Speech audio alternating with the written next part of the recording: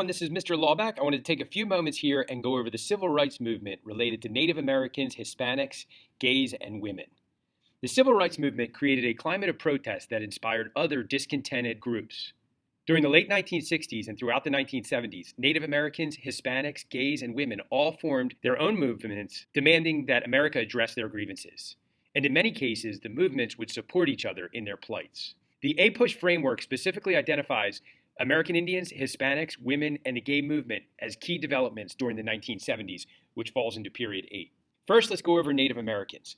In 1970, the Native American population numbered about 800,000 people. Largely ignored by the rest of the country, Native Americans comprised the nation's least prosperous and least healthy group. For example, they suffered from an unemployment rate 10 times the national average and had an average lifespan of just 46 years old, 20 years less than the national average.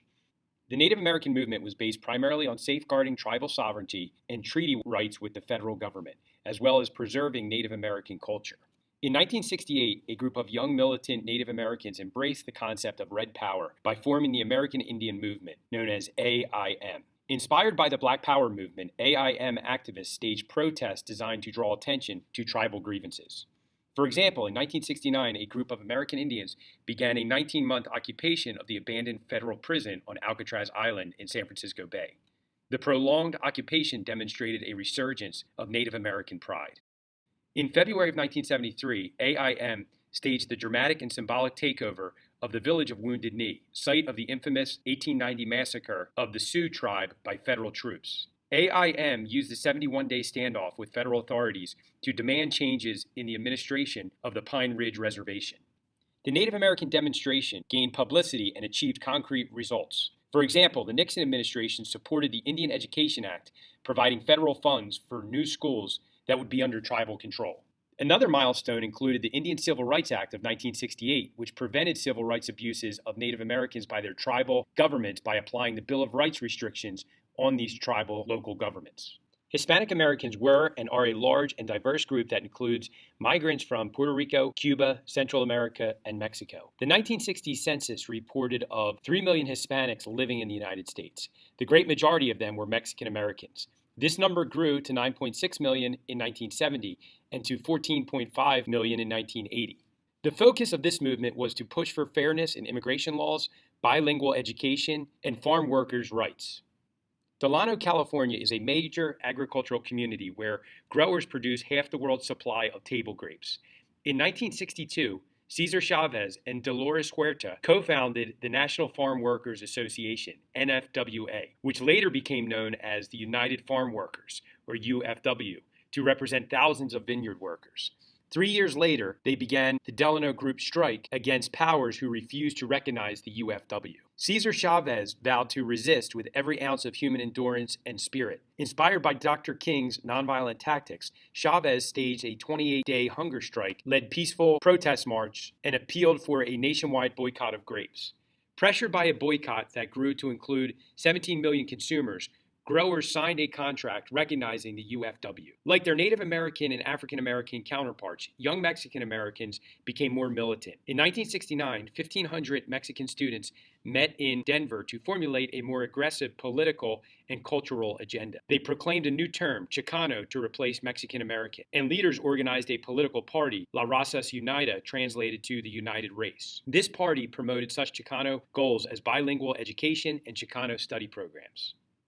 A landmark accomplishment by this movement was the Equal Education Opportunity Act of 1974, which made bilingual education more readily available in American schools. Gay Americans began the gay liberation movement. During the 1960s, most states defined homosexuality as an immoral and illegal activity. Police used vice laws to harass and arrest gay men and lesbians. The Stonewall Inn was a popular gay bar in New York City in Greenwich Village. Police officers raided the inn during the early morning hours of June 28, 1969. The raid provoked spontaneous demonstrations calling for an end to police harassment. The Stonewall riots played a key role in sparking the modern gay liberation movement. 1 year later, thousands of people marched in New York City's Gay Pride Parade. By 1973, there were about 800 gay organizations across the country. The gay liberation movement won a number of significant victories during the 1970s. For example, in 1973, the Board of American Psychiatric Association voted to remove homosexuality from its list of mental illnesses. 4 years later, Harvey Milk became the first openly gay person elected to public office in California when he won a seat on the San Francisco Board of Supervisors. The women's movement. During the early 1960s, the average housewife spent 55 hours working on domestic or in-home chores. Betty Friedan's research indicated that this endless routine of housework deeply frustrated college-educated housewives. Friedan expressed this frustration in her book, The Feminine Mystique, which you can see pictured here. The book sold 3 million copies and helped spark a second wave of the American feminist movement. Inspired by freedom, a new generation of women took up the call for gender equity. The women's rights movement was mostly focused on the equality of opportunity in education and employment, fair and comparable pay in the workforce, reproductive rights to birth control and abortion, and domestic emancipation. An early victory for the women's rights movement included the Equal Pay Act of 1963, which required that males and females receive equal pay for equal work. You can see JFK here pictured signing the bill into law, surrounded by many women. You can also see LBJ there in the back.